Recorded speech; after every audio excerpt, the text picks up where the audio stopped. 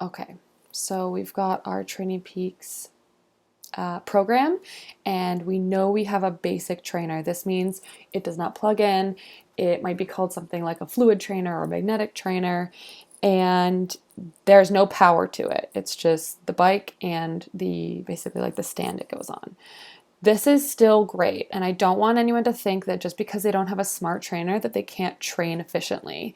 There's so many ways to use the basic trainer that are really cool. So the first thing I'm going to tell you about is how to get your basic trainer to be able to use it on Zwift, which my aunts are doing that right now, and I think they're really loving it. They can comment below if I'm wrong about that. But okay, you've got a basic trainer, and the one thing you can do is you can buy an aftermarket power meter.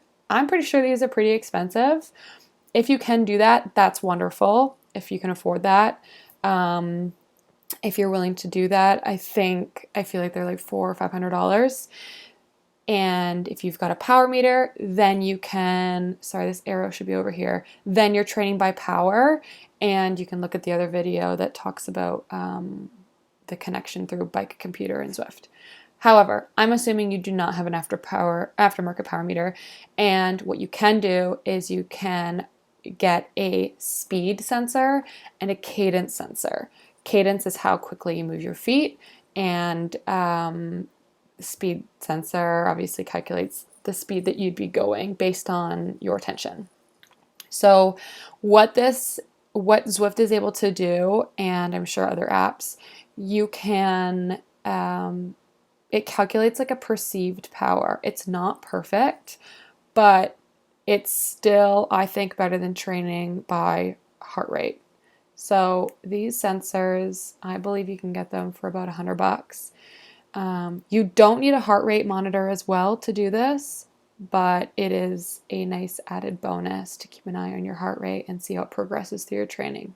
However, to train by perceived power, you've got your basic trainer, a speed sensor, a cadence sensor, and voila, perceived power. So all